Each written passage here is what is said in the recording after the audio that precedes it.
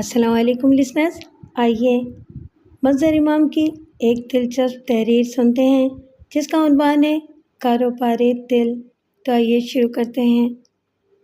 گلی میں سناٹا پھیل گیا تھا، عورتیں دروازوں کے پیچھے چلی گئی تھیں، بچے کونے خطروں میں دبک گئے تھے، گلی میں آوارہ گھومنے والے کتے بھی سہم کر گلی سے باہر بھاگ گئے تھے، اور گلی میں صرف ایک عورت کی آواز گونج رہی تھی جس کا نام زینت تھا۔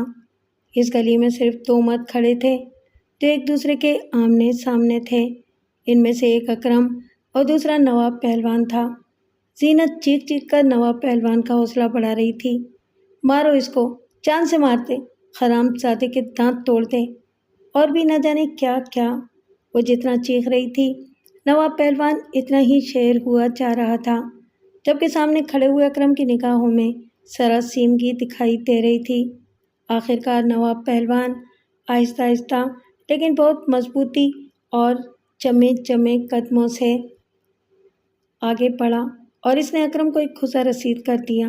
اکرم لڑکھڑا کر تھوڑا پیچھے ہٹا اور دوسرے ہیلوں میں اس نے چاقو نکال لیا، چمکتا ہوا چاقو۔ گلی کا سناٹا کچھ اور سوا ہو گیا۔ وہ عورتیں جو اپنے اپنے دروازوں سے جھانک رہی تھیں، ان کے چہروں پر بھی تناؤ کی کیفیت پیدا ہو گئی، لیکن زینت پر کوئی اثر نہیں ہوا تھا۔ وہ بدستور گالیاں دے رہی تھی، جبکہ نواب پہلوان کی آنکھیں اور زیادہ خونخوار ہو گئی تھیں۔ ایسا محسوس ہو رہا تھا جیسے اکرم کے ہاتھوں میں چاقو دیکھ کر اس کے اندر کا خونخوار انسان پوری طرح بیدار ہو گیا ہو۔ دونوں کسی مست ہاتھی کی طرح ایک دوسرے کی طرف جھومتے ہوئے بڑھے۔ اکرم کے ہاتھ میں چاقو تھا، اس کے باوجود وہ نواب پہلوان کو خوفزدہ کرنے میں ناکام رہا تھا۔ دونوں ایک دوسرے کے قریب آئے اور نواب پہلوان نے تڑپ کر بجلی کسی پھرتی سے اکرم کے پیٹ پر لات جما دی۔ اس نے یہ حملہ اتنی تیزی سے کیا تھا کہ اکرم کے ہاتھ میں چاقو دھرا رہ گیا تھا۔ اکرم پیٹ پکڑ کر آگے کی طرف جھک گیا، دوسری ٹھوکر اس کے چاقو والے ہاتھ پر لگی تھی، چاقو اس کے ہاتھ سے چھوٹ کر ایک طرف جا گرا۔ نواب پہلوان کے لیے اتنا اشارہ کافی تھا۔ اکرم کے ہاتھ سے چاقو گرنا اس کی تباہی کا سبب بن گیا۔ اس دن دیکھنے والوں کو یہ پتہ چلا کہ نواب پہلوان کے بدن میں کتنی بجلی اور کتنی طاقت بھری ہوئی ہے، وہ لڑائی جھگڑے کے ہنر سے کس طرح واقف ہے۔ کچھ ہی دیر بعد اس نے اکرم کے قصبل نکال دیے تھے۔ اکرم بے ہوش ہو کر گلی میں پڑا رہ گیا تھا۔ جس وقت یہ جھگڑا ہو رہا تھا اس وقت چیختی چلاتی زینت کے عقب میں ایک اور چہرہ نمودار ہوا تھا۔ وہ سلمیٰ تھی، متناسب جسم اور روشن چہرے اور بڑی آنکھوں والی سلمیٰ، جس نے اپنے ہونٹوں کو بھینچ رکھا تھا۔ وہ اس جھگڑے کو بڑے سپاٹ انداز میں دیکھ رہی تھی، اس کے چہرے پر کسی قسم کے تاثرات نہیں تھے۔ یہ محلہ نواب پہلوان کا تھا، وہ اس پورے علاقے کا سب سے بڑا بدمعاش سمجھا جاتا تھا۔ اس کی عمر 40-45 کے لگ بھگ تھی، کٹا ہوا جسم، خوفناک چڑھی ہوئی آنکھیں، گھنی مونچھیں اور کراری آواز۔ اس پر تر رہی کہ ایک نمبر کا جھگڑالو۔ اس نے دیکھتے ہی دیکھتے پورے محلے میں اپنی دھاک قائم کر لی تھی۔ کہا جاتا تھا کہ اس نے اپنی زندگی کے 10 بہترین سال جیل میں گزار دیے تھے۔ اس کے بارے میں یہ مشہور تھا کہ وہ کئی قتل بھی کر چکا ہے، لیکن آج تک قتل کا الزام اس پر ثابت نہیں ہو سکا تھا۔ محلے کے کچھ لوگوں نے شروع میں اس کی مخالفت بھی کی، وہ ایسے کسی شخص کو محلے میں دیکھنے کے روادار نہیں تھے، لیکن نواب پہلوان نے بہت جلد ان کو ٹھنڈا کر دیا تھا۔ نہ جانے کتنے لوگ اس کے ہاتھوں زخمی ہو کر اپنے اپنے گھروں میں دبک کر بیٹھ چکے تھے۔ محلے کی مارکیٹ میں بھی اس کی دھاک بن چکی تھی۔ وہ جب شام کے وقت اپنی مونچھوں پر بل دیتا ہوا بازار کی طرف نکلتا تو دکاندار ہاتھ اٹھا اٹھا کر اسے سلام کیا کرتے تھے۔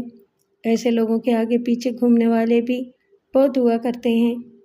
محلے کے کئی چھوٹے موٹے دادا اس کے ساتھ ہو گئے تھے، جو پورے محلے میں اس کی دہشت قائم کرنے کی ذمہ داری انجام دیا کرتے تھے۔ زینت اس کی بیوی تھی۔ لوگوں کی سمجھ میں نہیں آتا تھا کہ نواب پہلوان نے ایسی عورت سے شادی کس طرح کر لی۔ وہ نواب پہلوان سے عمر میں بہت بڑی تھی، اس کے چہرے پر عمر اور خباثت کے اثرات جم کر رہ گئے تھے۔ نواب پہلوان سے اس کی یہ تیسری شادی تھی۔ سلمیٰ زینت ہی کی بیٹی تھی، نواب پہلوان کی سوتیلی اولاد۔ جو اپنی ماں اور اپنے سوتیلے باپ کے بالکل برعکس تھی۔ وہ انتہائی مہذب، ملنسار اور نیک لڑکی تھی۔ اسے دیکھ کر یقین نہیں آتا تھا کہ وہ زینت جیسی جھگڑالو، خطرناک اور خبیث عورت کی بیٹی ہو سکتی ہے، اور یہ کہ اس کی پرورش نواب پہلوان جیسے شخص نے کی ہوگی۔ محلے کی عورتوں کا یہ خیال تھا کہ زینت نے نواب پہلوان پر جادو کر رکھا ہے، ورنہ اس جیسا خطرناک آدمی ایسی عورت کے ساتھ گزارا کس طرح کرتا، جبکہ زینت کی عمر بھی اس سے کہیں زیادہ تھی۔ لیکن یہ صرف نواب پہلوان ہی جانتا تھا کہ زینت نے اس پر کیسا جادو کیا ہے۔ زینت دادا گیری اور بدمعاشی کے ہر کام میں نواب پہلوان کی مدد کیا کرتی تھی۔ نواب پہلوان کو ایسی دھاکڑ عورت ملنی مشکل تھی۔ نواب کو جوئے کا اڈہ کھولنے کا مشورہ اسی نے دیا تھا۔ نہ صرف مشورہ بلکہ اس نے اس کام کے لیے اپنا گھر بھی حاضر کر دیا تھا۔ وہ گھر زینت ہی کا تھا، 3 چھوٹے چھوٹے کمروں اور ایک بڑے سے صحن والا گھر۔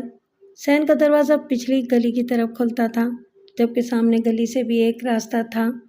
جوا صحن میں ہوا کرتا۔ نواب پہلوان جوا کھیلنے کے لیے آئے ہوئے لوگوں کا استقبال کرتا اور زینت جواریوں سے مال وصول کیا کرتی، جبکہ سلمیٰ اپنے کمرے میں پڑی کرتی رہتی۔ اس کی سمجھ میں نہیں آتا تھا کہ وہ اس ماحول سے کیسے نجات حاصل کرے۔ محلے والے دونوں میاں بیوی کی ان حرکتوں سے پوری طرح تنگ تھے، لیکن کسی میں اتنی ہمت نہیں ہوتی تھی کہ وہ نواب پہلوان کے خلاف کچھ کہہ سکے۔ البتہ انہیں سلمیٰ پر افسوس ضرور ہوا کرتا۔ وہ سب سلمیٰ کے مزاج اور اس کی فطرت سے اچھی طرح واقف تھے، لیکن سلمیٰ کے لیے بھی وہ کچھ کر نہیں سکتے تھے۔ نواب پہلوان اگرچہ سلمیٰ کا سوتیلا باپ تھا، اس کے باوجود ان دونوں میں بہت کم بات چیت ہوا کرتی تھی۔ سلمیٰ کی خود یہی کوشش ہوتی کہ وہ نواب کے سامنے نہ آئے۔ نواب گھر میں ہوتا تو وہ اپنے کمرے میں ہوتی۔ زینت کا رویہ سلمیٰ کے ساتھ بہت ہمدردانہ تھا۔ وہ ایک طرح سے اپنی بیٹی کا احترام کیا کرتی۔ اس کی زبان پوری دنیا کے لیے شمشیر برہنہ کی طرح تھی، لیکن سلمیٰ کے سامنے وہ اپنے آپ کو قابو میں رکھنے کی پوری کوشش کرتی۔ لیکن جب کبھی سلمیٰ کے سامنے اس کی زبان سے گالیاں ادا ہو جاتی تو وہ خود ہی شرمندہ ہو جایا کرتی تھی۔ سلمیٰ اسے بہت عزیز تھی۔ اس کی وجہ یہ تھی کہ سلمیٰ اس کے پہلے شوہر محبوب خان کی نشانی تھی، اور محبوب خان زینت کو بھی محبوب تھا۔ اس نے محبوب خان سے محبت کی تھی، ایسی محبت جو اوائل عمری میں دل میں گھر کر لیا کرتی ہے، چپکے چپکے بارش کی نرم فواروں کی طرح خوشگوار اثر ڈالتی ہے۔ اس وقت دل کا آنگن کچا ہوتا ہے، تو جب یہ محبت بارش بن کر برستی ہے تو آنگن کی کچی مٹی سوندھی سوندھی خوشبو دینے لگتی ہے۔ زینت نے محبت بے پناہ کی تھی محبوب سے، اور اس محبت کی شدت کی ایک وجہ یہ بھی تھی کہ خود اسے بھی زندگی میں پہلی بار کسی سے محبت ملی تھی۔ محبوب خان نے بھی اسے ٹوٹ کر چاہا تھا۔ زینت کے گھر کا ماحول بھی وہی تھا جو اس کے تیسرے شوہر نواب پہلوان کے گھر کا تھا۔ زینت کا باپ بھی اپنے علاقے کا بدمعاش ہوا کرتا تھا، بلکہ اس کے پاس کچی شراب کی ایک بھٹی بھی تھی۔ ادھر ادھر کے خطرناک صورت اور خطرناک فطرت لوگ اس کے باپ کو ہر وقت گھیرے رہتے تھے، اور وہ شیر کی طرح ٹکراتا پھرتا تھا۔ زینت کی ماں ایک سیدھی سادی عورت تھی۔ زینت کی سمجھ میں نہیں آتا تھا کہ اس کے باپ اور ماں میں شادی کس طرح ہو گئی۔ دونوں کی فطرت ایک دوسرے سے بالکل مختلف تھی۔ زینت کی ماں اپنے شوہر سے گالیاں سنتی، مار کھاتی، اس کے باوجود وہ خاموشی رہتی تھی۔ لیکن زینت اپنی ماں کے برعکس تھی۔ اس نے اپنے باپ کا مزاج پایا تھا، جھگڑالو، غصہ ور۔ اس کے باپ نے اس کی تربیت کچھ اس انداز سے کی کہ خود اس نے زینت کو گالیاں سکھائی تھیں۔ زینت جب گالیاں دیا کرتی تھی تو اس کے باپ کی خوشیوں کا ٹھکانہ نہیں رہتا تھا، لیکن اس کی ماں اس کے باوجود خاموش رہا کرتی تھی۔ پھر زینت کی زندگی میں محبوب خان داخل ہو گیا، بالکل اس طرح جیسے ویرانے میں چپکے سے باہر آ جاتی ہو۔ حیرت کی بات یہ تھی کہ زینت کے باپ نے بھی اس وقت خاموشی اختیار کر لی، اور زینت کی ماں پرسکون ہو گئی تھی۔ اس لیے جب زینت اور محبوب خان کی شادی ہوئی تو وہ بہت مطمئن ہو کر مر گئی۔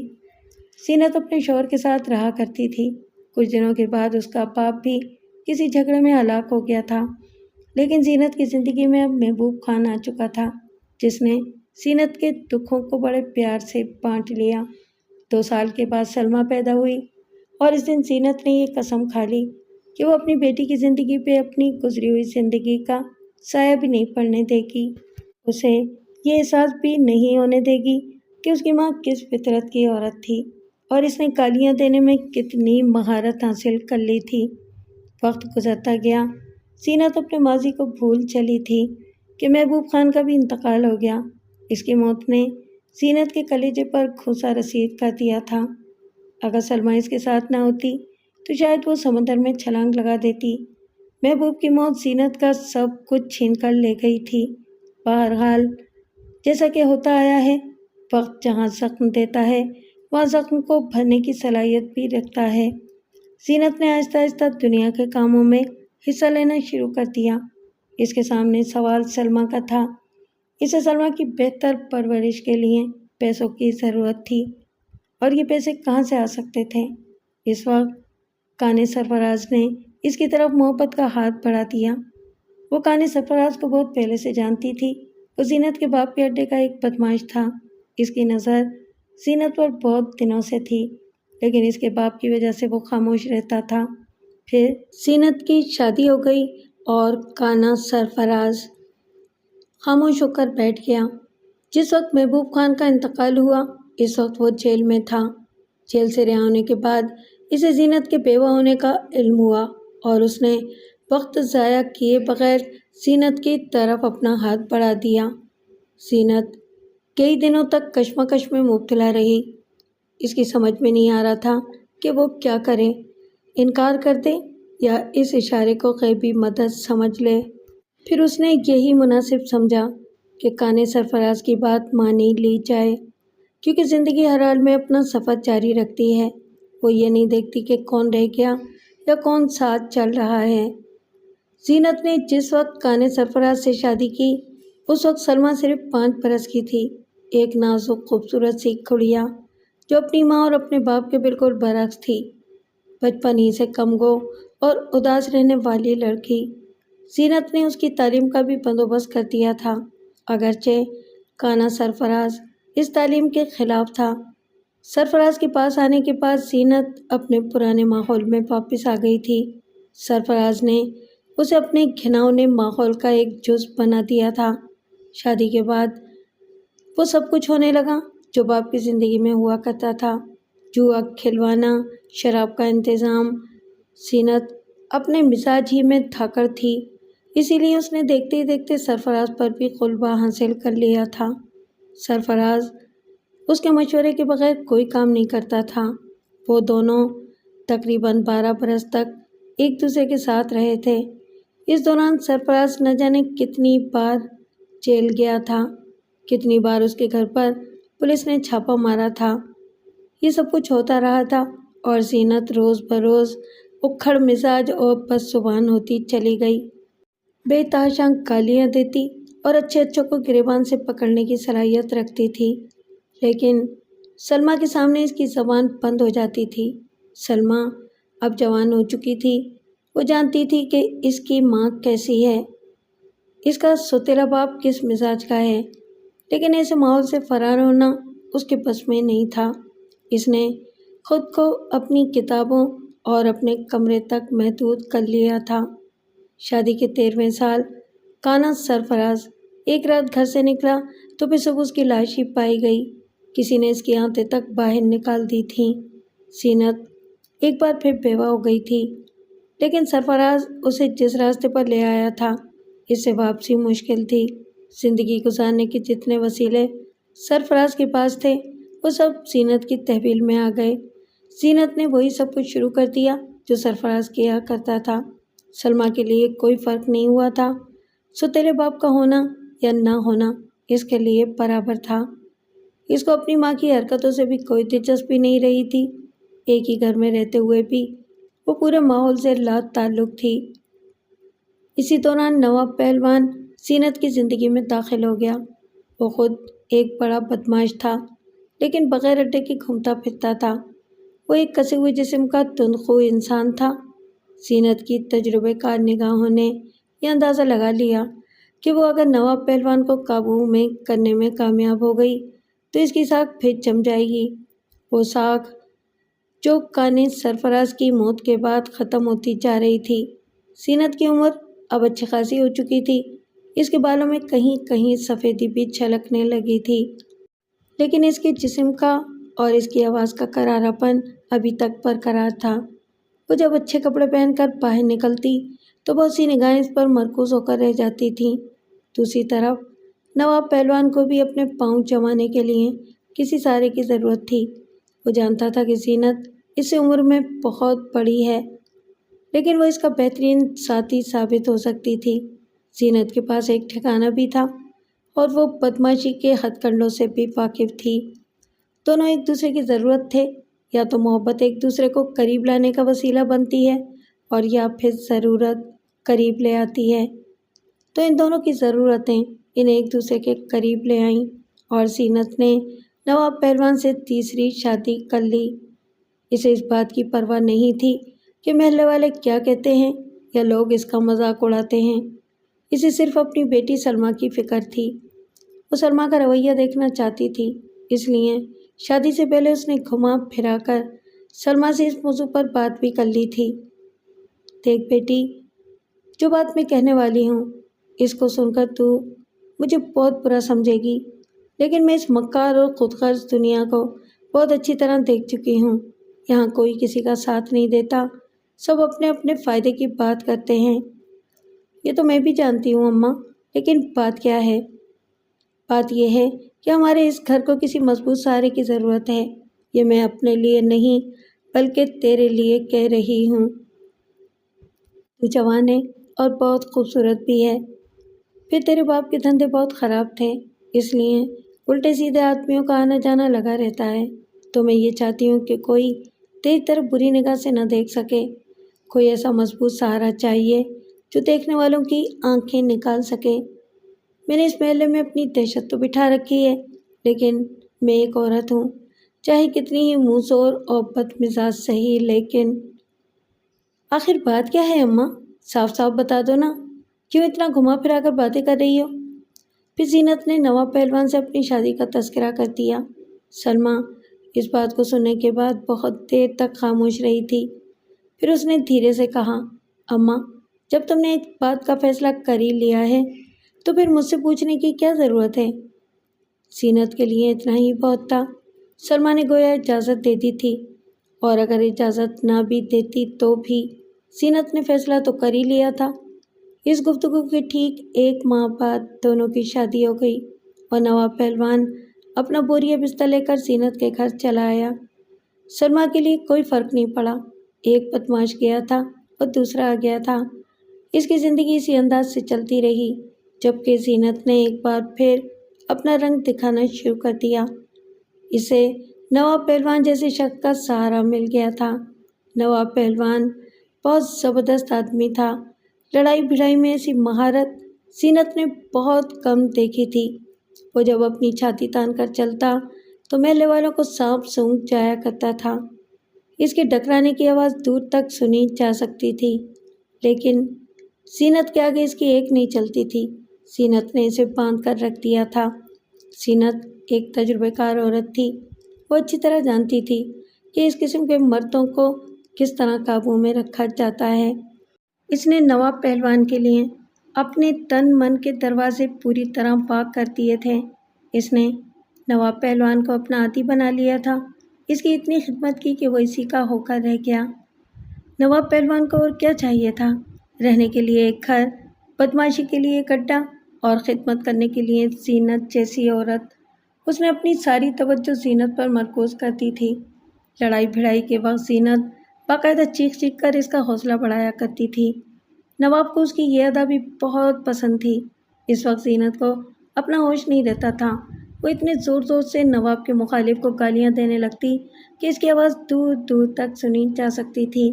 ایسے موقعوں پر سلمیٰ اپنے کمرے میں بند ہو جاتی، اس کے چہرے پر بے حسی طاری ہوتی، اس کی آنکھیں چھت یا دیوار کو گھورتی رہتی۔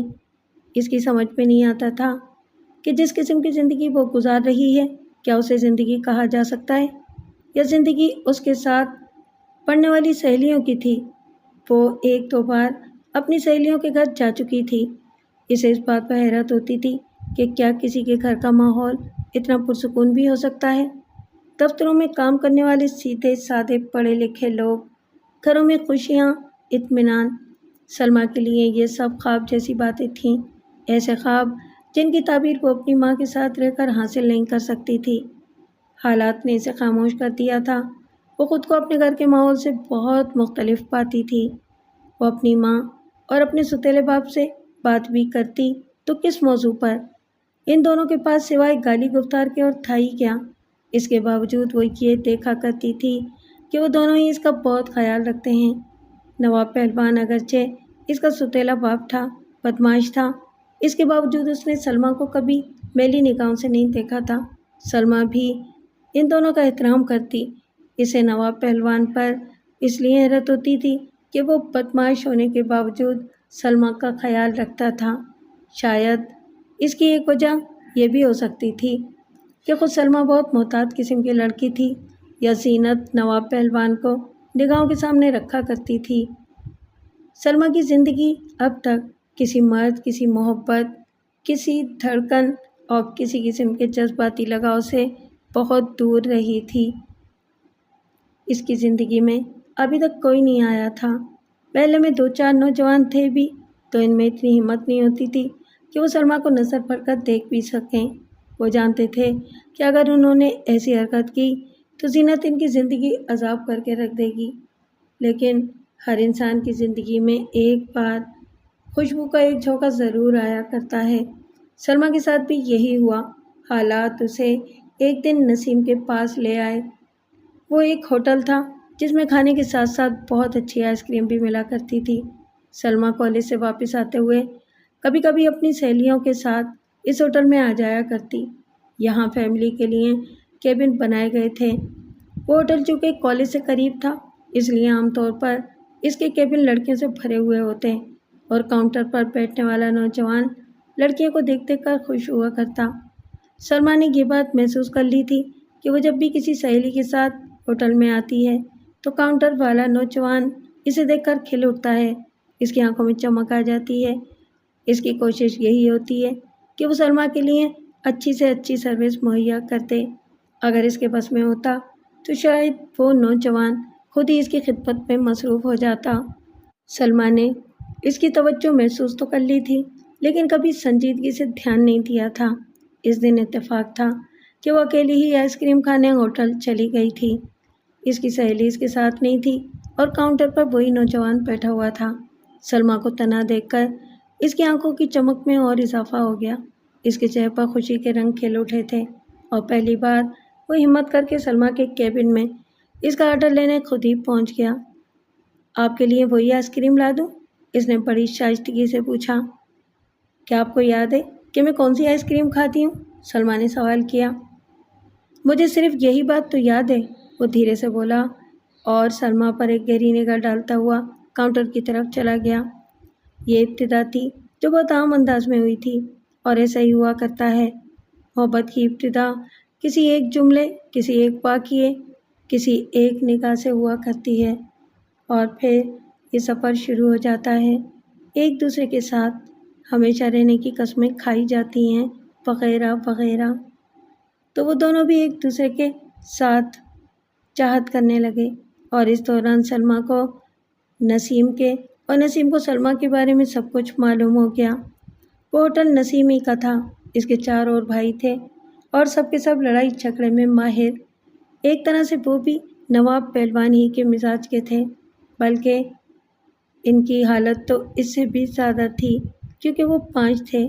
اس کے علاوہ ان کے پاس دولت بھی تھی جو بذات خود بہت بڑی طاقت رکھتی ہے۔ نسیم ان میں سے اس لیے مختلف تھا کہ اس نے تھوڑی بہت تعلیم حاصل کر لی تھی، ورنہ خود نسیم بھی کسی سے کم نہیں تھا۔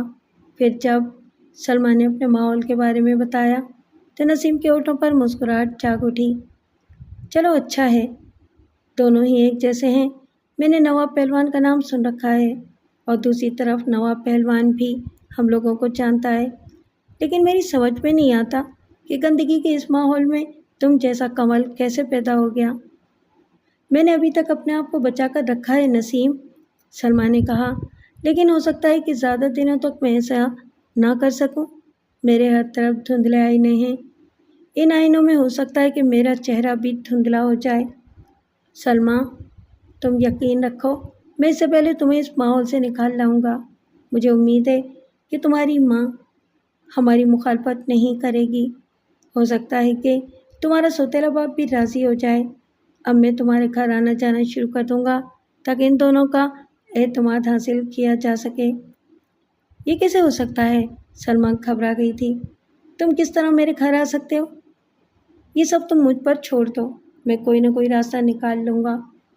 نسیم نے سب سے پہلا کام یہ کیا کہ اپنے بھائیوں کو اعتماد میں لے لیا۔ وہ پہلے تو نسیم کی سلمیٰ کے ساتھ شادی کے فیصلے سے خوش نہیں تھے، لیکن جب نسیم نے سلمیٰ سے ان کی ملاقات کروائی تو وہ فوراً راضی ہو گئے، کیونکہ سلمیٰ ایسی لڑکی تھی جو ہر ایک کے لیے قابل قبول ہو سکتی تھی۔ اب نسیم کو سلمیٰ کے گھر میں آمد و رفت کے بہانے کی تلاش تھی، اور یہ موقع بھی کچھ دنوں کے بعد اس طرح مل گیا کہ سلمیٰ معمول کے مطابق ایک دوپہر اس کے ہوٹل میں آئس کریم کھانے آئی تو کسی چیز سے الجھ کر گر پڑی۔ اس کے سر میں چوٹ آئی تھی۔ نسیم اس وقت ہوٹل میں موجود تھا۔ وہ فوری طور پر سلمیٰ کو مرہم پٹی کے لیے ڈاکٹر کے پاس لے گیا اور وہاں سے سلمیٰ کے گھر لے آیا۔ نواب پہلوان اس وقت اپنے گھر میں نہیں تھا۔ زینت سلمیٰ کو اس حال میں دیکھ کر گھبرا گئی تھی۔ وہ سلمیٰ سے بے تحاشا محبت کرتی تھی۔ نسیم نے اسے دلاسا دیتے ہوئے کہا، آپ فکر نہ کریں، یہ کچھ دیر میں ٹھیک ہو جائیں گی، معمولی سی چوٹ آئی ہے، میں نے ڈاکٹر کو دکھاتا ہوا آیا ہوں۔ لیکن تمہیں ہمارے گھر کا پتہ کیسے معلوم ہوا؟ زینت نے تیکھی نگاہوں سے اس کی طرف دیکھا۔ بہت آسانی سے، ان کی کتابوں میں ان کی ایک ڈائری بھی موجود ہے جس میں اس گھر کا پتہ لکھا ہوا ہے۔ زینت کو یہ نوجوان بہت اچھا لگا تھا۔ اس کی بات کرنے کا انداز بھی بہت سلیقے کا تھا، پڑھا لکھا معلوم ہوتا تھا، نقش و نگار بھی اچھے تھے۔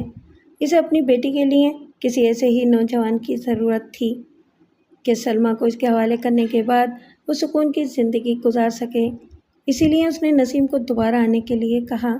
نسیم نے فوراً اس کی بات مان لی۔ قدرت نے خود ہی ایک موقع فراہم کر دیا تھا۔ اس طرح نسیم کا سلمیٰ کے گھر آنا جانا شروع ہو گیا۔ نسیم نے ان لوگوں پر نوازشات کی بارش کرتی تھی۔ وہ کسی نہ کسی بہانے تحفے تحائف لے کر پہنچ جایا کرتا۔ کل میرے تایا جاپان سے آئے تھے، وہ یہ کپڑا لائے ہیں تو میں نے سوچا کہ کیوں نہ یہ کپڑا آپ لوگوں کے کام آئے۔ کبھی انگلینڈ سے خوشبو کی بوتل آ جاتی اور کبھی کچھ اور۔ زینت نے اس کی ملاقات نواب پہلوان سے بھی کروا دی تھی۔ نواب پہلوان کو جب یہ معلوم ہوا کہ یہ لڑکا مستقیم کا بھائی ہے تو وہ روب میں آ گیا تھا۔ مستقیم سب سے بڑا بھائی تھا اور اس کی شہرت بھی نواب پہلوان سے کم نہیں تھی، بلکہ کچھ زیادہ ہی تھی۔ اس لیے اس میں اتنی ہمت نہیں ہوئی کہ وہ نسیم کو اپنے گھر آنے جانے سے منع کر سکتا۔ دوسری طرف نسیم اسے بے ضرر نوجوان دکھائی دیا تھا، ایسا نوجوان جو پیسے خرچ کرنے میں تامل سے کام نہیں لیتا تھا۔ نسیم نے نواب پہلوان کو بھی بہت سے تحائف دیے تھے۔ نسیم کا راستہ اب بالکل صاف تھا۔ سلمیٰ سے شادی میں اب کوئی رکاوٹ حائل نہیں تھی۔ زینت و نواب پہلوان بھی اس کے قابو میں آ چکے تھے۔ اسے یقین تھا کہ اس نے جیسے ہی اپنا رشتہ دیا یہ لوگ فوراً اسے قبول کر لیں گے، لیکن اسی وقت ایک رکاوٹ حائل ہو گئی۔ یہ رکاوٹ قربان علی کی تھی۔ وہ نسیم اور اس کے سارے بھائیوں سے زیادہ مالدار تھا۔ اس کی عمر 35 کے لگ بھگ تھی۔ اس کی کئی بسیں چلتی تھیں، کئی مکانات تھے اور بھی نہ جانے کیا کیا کاروبار اس نے پھیلا رکھا تھا۔ اس کی ملاقات نواب پہلوان سے ہوئی تھی۔ نواب پہلوان نے اس کو پہلی ہی نگاہ میں پسند کر لیا تھا۔ اس نے محسوس کر لیا تھا کہ اس جیسا دولت مند شخص اگر سلمیٰ کا شوہر بن جائے تو اس کے وسائل میں بے پناہ اضافہ ہو سکتا ہے۔ لیکن مصیبت یہ تھی کہ اس سے پہلے زینت کو راضی کرنا ضروری تھا۔ وہ زینت کی مرضی کے خلاف کچھ نہیں کر سکتا تھا۔ نواب پہلوان سے قربان علی کے تعلقات بڑھتے چلے گئے۔ قربان علی نے کئی موقعوں پر اس کی مدد کی۔ پھر جب نواب پہلوان نے اس سے سلمیٰ کا تذکرہ کیا تو قربان علی کی آنکھیں چمک اٹھیں۔ میں خود بہت دنوں سے یہ سوچ رہا ہوں کہ اب اپنا گھر بسا لینا چاہیے۔ یہ اچھا ہوا نواب بھائی کہ آپ نے خود ہی یہ بات کہہ دی۔ سلمیٰ بہت اچھی لڑکی ہے، تم اسے دیکھو گے تو خوش ہو جاؤ گے، تو بس جلدی سے اس کی ماں سے بات کرو تاکہ یہ نیک کام جلد ہو جائے۔ اس کا ایک طریقہ یہ ہے کہ تم کسی دن ہم لوگوں کی دعوت کر دو، زینت جب یہاں آئے گی تو خود ہی روب میں آ جائے گی۔ یہ تو کوئی بات ہی نہیں ہے، جب کہو ایسا ہو سکتا ہے۔ اس گفتگو کے ٹھیک ایک ہفتے کے بعد قربان علی نے سلمیٰ، زینت اور نواب پہلوان کی دعوت کر ڈالی۔ زینت نے جب قربان علی کی شاندار کوٹھی میں قدم رکھا تو چمکتے فرش پر اس کے پاؤں پھسل گئے۔ اس نے کبھی ایسی شاندار کوٹھی نہیں دیکھی تھی، اتنا قیمتی اور مہنگا فرنیچر کا اس نے کبھی تصور بھی نہیں کیا تھا، اور سب سے بڑی بات یہ تھی کہ قربان علی بچھا جا رہا تھا۔ اس کے اخلاق نے بھی زینت کو اپنا گرویدہ کر لیا تھا۔ کھانا بھی ویسا ہی شاندار تھا، ایسے ایسے پکوان تھے کہ زینت نے کبھی ان کا ذائقہ نہیں چکھا تھا۔ باورچی ملازم، بھرا ہوا گھر، روپے کی ریل پیل، یہ سب اس کے ہوش اڑانے کے لیے بہت تھے۔ اور جب نواب پہلوان نے بتایا کہ قربان علی سلمیٰ سے شادی کرنا چاہتا ہے تو اس کی خوشیوں کی انتہا نہیں رہی، گویا سلمیٰ کا نصیب جاگنے والا تھا۔ یہ بات درست صحیح کہ نسیم بھی ایک پیسے والا آدمی تھا، لیکن اس سودے میں قربان علی کے پلڑے کا وزن بہت زیادہ تھا۔ یہ بھی ٹھیک کہ نسیم اور سلمیٰ ایک دوسرے کو پسند کرتے تھے، لیکن اس سے کیا ہوتا ہے؟ محبت تو لمحے بھر کے جذباتی اور احمقانہ لگاؤ کا نام ہوا کرتی ہے۔ وقت گزر جائے تو پھر کسی کی یاد بھی ذہن میں نہیں رہتی، سب کچھ ہواؤں میں تحلیل ہو جاتا ہے۔ پھر زینت نے یہ فیصلہ کر لیا کہ اب چاہے کچھ بھی ہو، وہ ہر قیمت پر سلمیٰ کی شادی قربان علی سے ہی کرے گی۔ ایسا دولت مند داماد اسے قسمت سے مل رہا تھا۔ اسے یقین تھا کہ وہ جب نرمی سے بیٹھ کر سلمیٰ سے بات کرے گی تو سلمیٰ بھی اس کی بات مان لے گی، لیکن سلمیٰ نے اس کی توقع کے برعکس رویے کا اظہار کیا۔ وہ یہ سن کر بپھر اٹھی۔ ہرگز نہیں اماں، میں اس معاملے میں تمہاری بات نہیں مان سکتی۔ میں نے آج تک تمہارا احترام کیا ہے، تمہارے سامنے زبان نہیں کھولی۔ تم جو کچھ بھی کرتی رہیں وہ میں نے برداشت کیا، وہ سب کچھ گوارا کیا جو کوئی بھی نہیں کر سکتا، لیکن یہ معاملہ ایسا ہے کہ اس میں تم میری زندگی داؤ پر لگا رہی ہو۔ نہیں، میں تمہاری بات نہیں مانوں گی۔ میں نے نسیم کو اپنی زندگی کا ساتھی بنانے کا ارادہ کر لیا ہے۔ یہ پہلا موقع تھا کہ سلمیٰ جیسی لڑکی بھی بغاوت پر آمادہ ہو رہی تھی۔ زینت اپنی بیٹی کے مزاج سے اچھی طرح واقف تھی۔ وہ جانتی تھی کہ جب اس نے ایک بار انکار کر دیا تو پھر کبھی رضامند نہیں ہوگی، اور اس میں اتنی ہمت نہیں تھی کہ وہ سلمیٰ کی شادی زبردستی قربان علی سے کر سکے۔ البتہ اتنا ضرور ہو سکتا تھا کہ وہ سلمیٰ کو نسیم سے بھی منسلک نہ رہنے دے۔ اس نے جب نواب پہلوان سے سلمیٰ کے انکار کا تذکرہ کیا تو وہ بھی سوچ میں پڑ گیا تھا۔ اب مصیبت تو یہ ہے کہ ہم سلمیٰ پر زبردستی بھی نہیں کر سکتے، اس نے کہا۔ وہ لڑکی ایسی ہے کہ اس پہ جبر کرنے کو دل نہیں چاہتا۔ بہرحال ایک بار پھر اسے سمجھا کر دیکھ لو، ہو سکتا ہے کہ اس کی سمجھ میں کوئی بات آ جائے۔ لیکن سلمیٰ اس موضوع پر بات کرنے کی بھی روادار نہیں تھی، اور پہلی دفعہ زینت نے اسے جی بھر کر گالیاں دے ڈالیں۔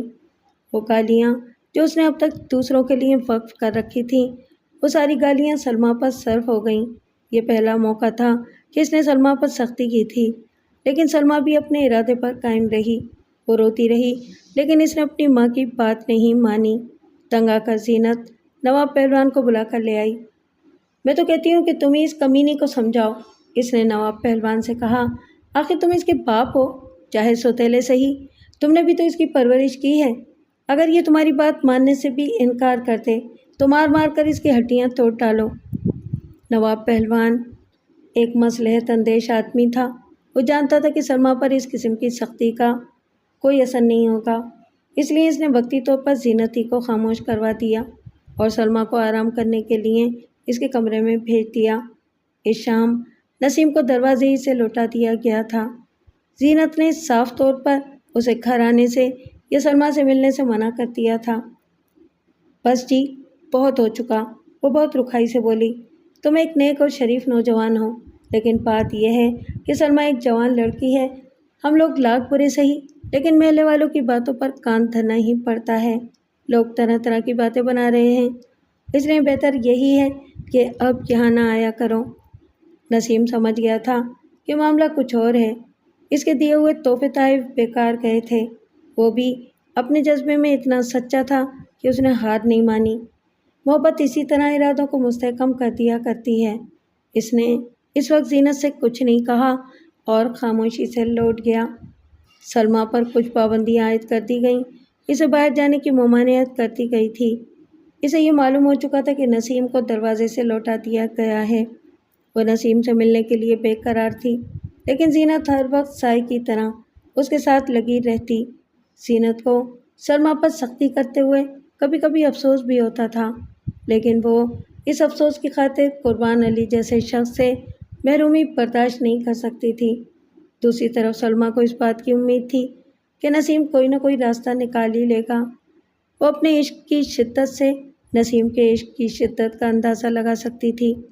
نسیم نے جب اپنے بھائیوں سے زینت اور نواب پہلوان کے رویے کا تذکرہ کیا تو وہ سب کے سب ہتھے سے اکھڑ گئے۔ مستقیم تو اسی وقت نواب پہلوان کے اڈے پر جانے کے لیے تیار ہو گیا تھا۔ ارے اس کی ایسی کی تیسی، وہ غصے میں بولا۔ وہ معمولی درجے کا بدمعاش ہے، وہ ہم لوگوں سے ابھی واقف نہیں ہے۔ نہیں بھائی، کوئی جھگڑا کرنا مناسب نہیں ہوگا، نسیم نے اسے سمجھایا، کیونکہ اس طرح ہماری بدنامی ہو جائے گی۔ اگر وہ لوگ اپنی لڑکی کا رشتہ ہم سے کرنا نہیں چاہتے تو یہ ان کی مرضی، جو بھی یہ سنے گا وہ ہم ہی لوگوں کو برا بھلا کہے گا۔ میں تو یہ کہتا ہوں کہ اس لڑکی کو وہاں سے اٹھا لاؤ، ایک اور بھائی نے مشورہ دیا۔ اس لڑکی کا اب اس گھر میں رہنا ٹھیک نہیں ہے، اس کو اٹھا لانا بھی تو مناسب نہیں ہوگا، نسیم نے کہا۔ ہو سکتا ہے کہ خود سلمیٰ اس بات کے لیے راضی نہ ہو، وہ بہت ہی شریف النفس لڑکی ہے، وہ اگر ایسی نہ ہوتی تو میں اب تک اسے چھوڑ ہی چکا ہوتا۔ کون اپنی جان آفت میں ڈالتا ہے؟ تو پھر کیا سوچا ہے تو نے؟ دیکھو بھائی، کوئی نہ کوئی راستہ نکل ہی آئے گا۔ میں ابھی مایوس نہیں ہوا ہوں، لیکن بہت دنوں تک سوائے مایوسی کے اسے اور کچھ بھی حاصل نہ ہو سکا۔ سلمیٰ کی کوئی خبر نہیں مل رہی تھی۔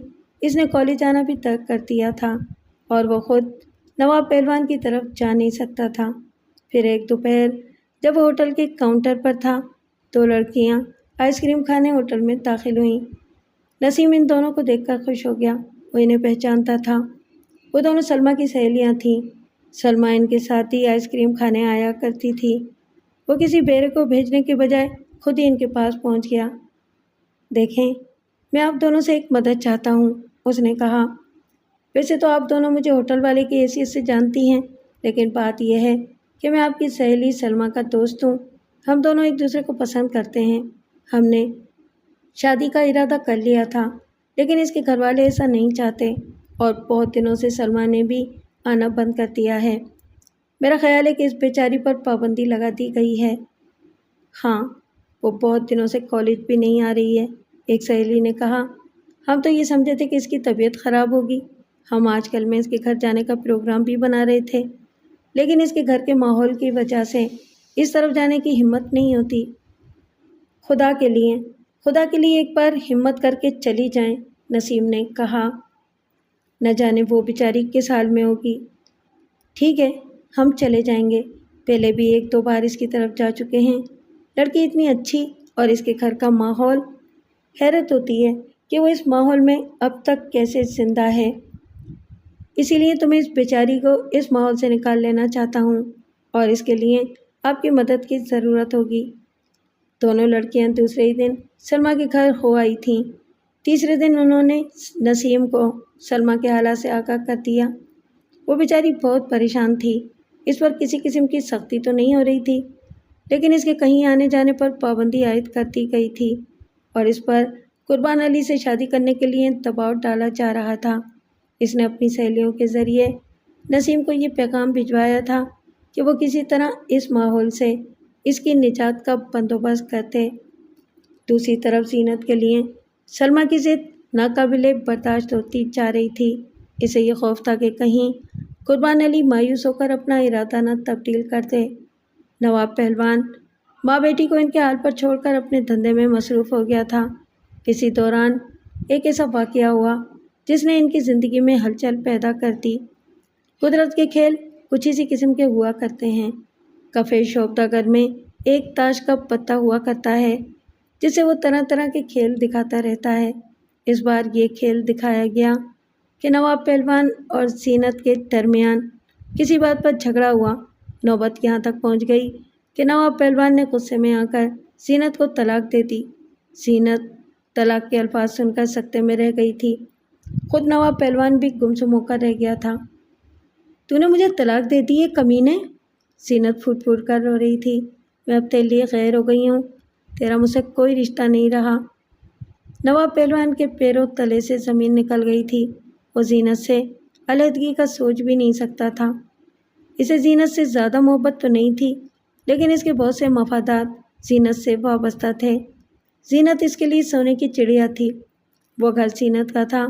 نواب پہلوان کے پاس سوائے تندرست جسم کے اور کچھ بھی نہیں تھا۔ ارے میں نے تو یوں ہی غصے میں کہہ دیا تھا، نواب پہلوان جلدی سے بولا۔ اس طرح طلاق کہاں ہوتی ہے؟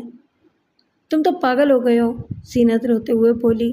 طلاق غصے ہی میں ہوتی ہے، کوئی ہنسی خوشی طلاق نہیں دیا کرتا۔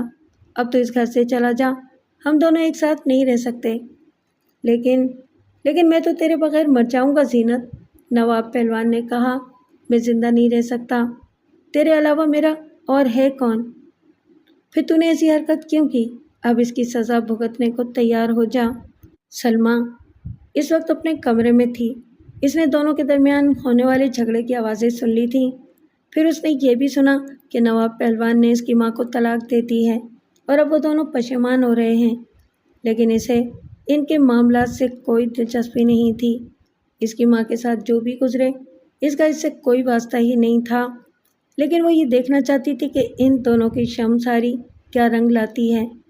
نواب پہلوان اور زینت کی پشیمانی جب حد سے بڑھ گئی تو ان دونوں کو یہ احساس تھا کہ وہ ایک دوسرے کی ضرورت بن گئے ہیں، تو انہوں نے اس مسئلے کا کوئی حل نکالنے کے لیے عالموں اور مولاناؤں سے رجوع کرنا شروع کر دیا۔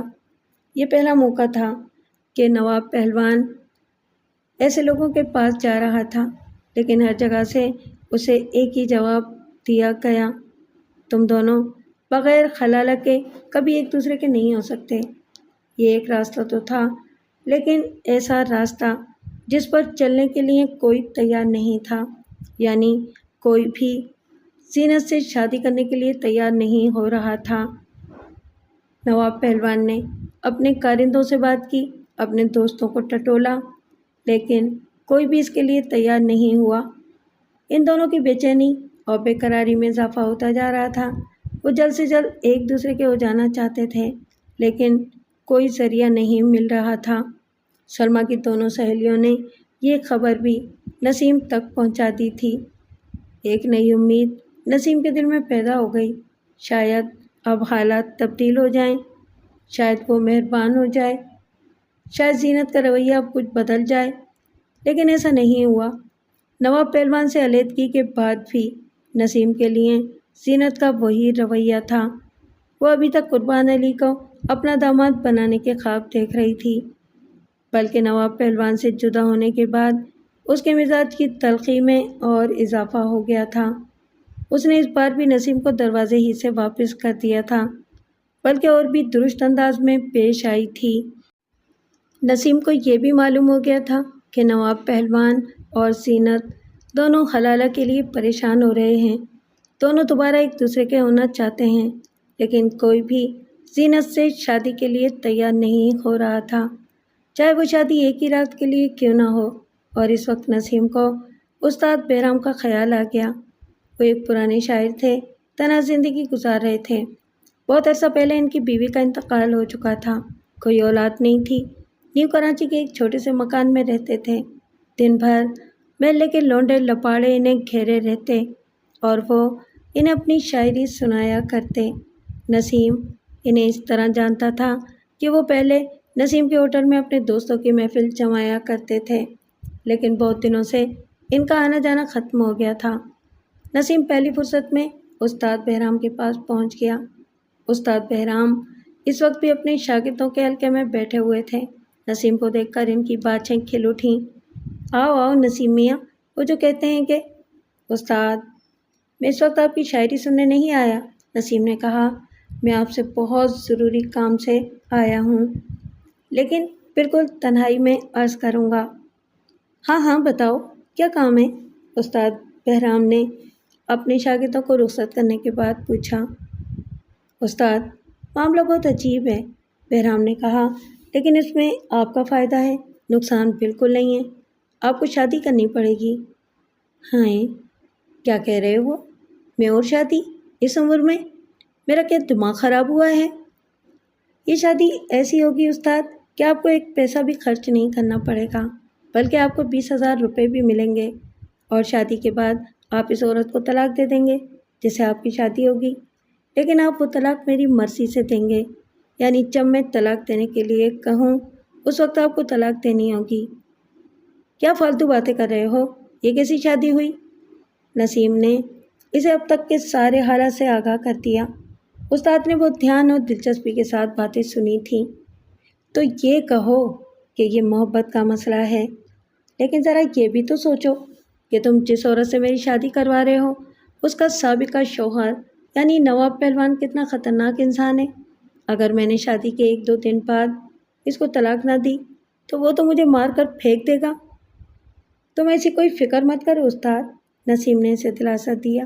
ہم لوگ بھی کم نہیں ہیں، اس معاملے میں میرے بھائی میرے ساتھ ہیں۔ تم اس دوران اپنی بیوی کے ساتھ ہمارے پاس رہو گے۔ نواب پہلوان میں اتنا دم نہیں ہے کہ وہ ہمارے پاس آ سکے۔ نسیم نے بڑی مشکلوں کے بعد استاد بہرام کو راضی کر ہی لیا۔ شرط یہی تھی کہ استاد زینت کو اس وقت تک طلاق نہیں دیں گے جب تک کہ نسیم ان سے نہ کہے۔ استاد کے لیے سب سے بڑی بات یہ تھی کہ انہیں 20,000 روپے مل رہے تھے، یکمشت۔ اتنی رقم انہیں زندگی میں کبھی نہیں ملی ہوگی۔ یہ معاملہ طے ہو گیا تو نسیم نے سلمیٰ کی سہیلیوں کے ذریعے استاد بہرام کا پیغام زینت تک پہنچا دیا۔ اس نے یہ احتیاط رکھی تھی کہ کسی طرح بھی اس کا نام ظاہر نہ ہو۔ استاد بہرام کو بھی خوب اچھی طرح سکھا دیا گیا تھا، اگر زینت یا نواب پہلوان کے کانوں میں نسیم کے نام کی بھنک بھی پڑ جاتی تو وہ بھڑک جاتے۔ زینت اور نواب پہلوان کے لیے یہ خوشی کی بات تھی کہ انہیں حلالہ کے لیے ایک آدمی مہیا ہو رہا تھا۔ انہیں اس بات کی پرواہ نہیں تھی کہ وہ کون ہے، کیا کرتا ہے۔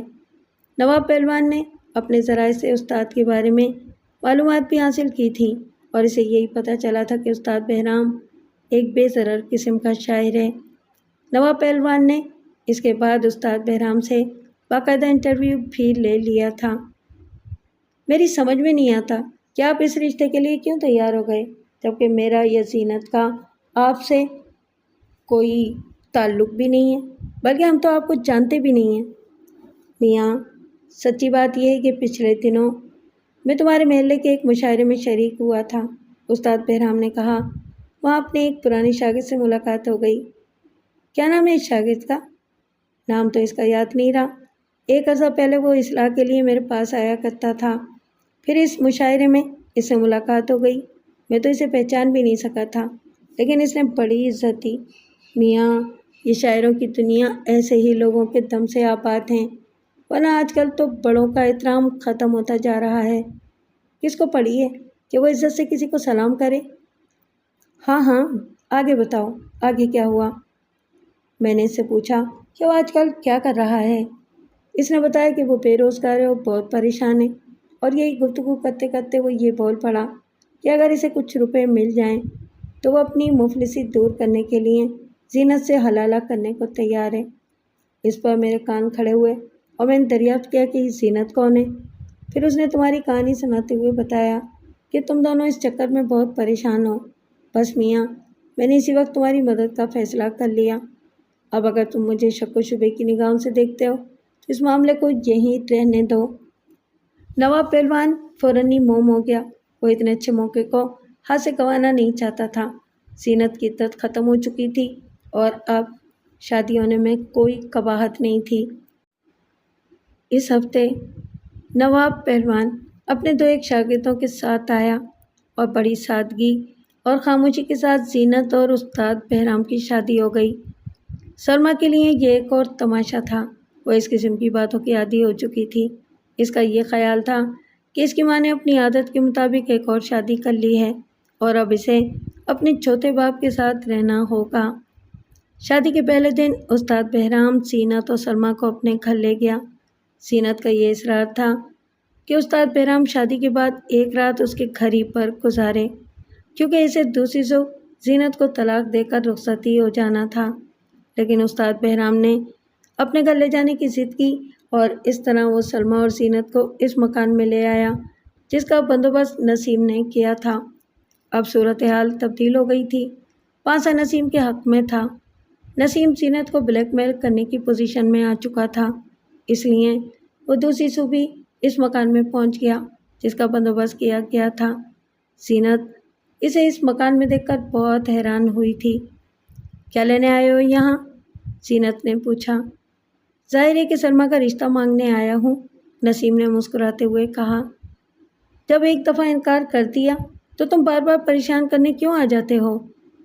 اس بات تو یہ بتانے آیا ہوں کہ استاد بہرام سے تمہاری شادی میں نے ہی کروائی ہے اور یہ تمہیں اس وقت تک طلاق نہیں دے گا جب تک میں نہ کہوں۔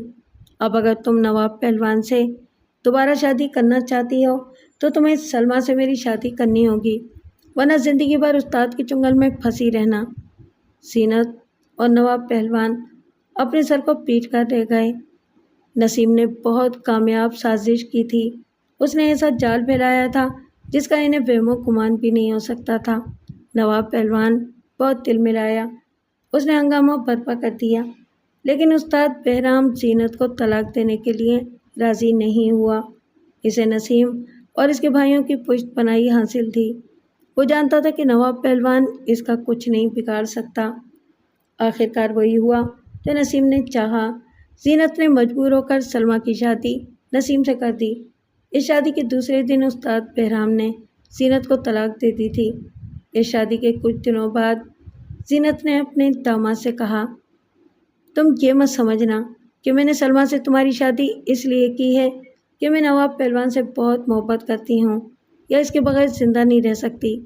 نہیں، میں نے یہ رشتہ اس لیے قبول کیا ہے کہ تم واقعی اپنی محبت میں سچے ہو۔ سلمیٰ کے لیے تم سے اچھا شوہر اور کوئی ہو ہی نہیں سکتا تھا۔ نسیم کے ہونٹوں پر مسکراہٹ رنگ آئی تھی۔ وہ اچھی طرح جانتا تھا کہ سلمیٰ سے اس کی شادی اس کی محبت کی سچائی کی وجہ سے ہوئی ہے یا زینت اور نواب پہلوان کی مجبوری کی وجہ سے۔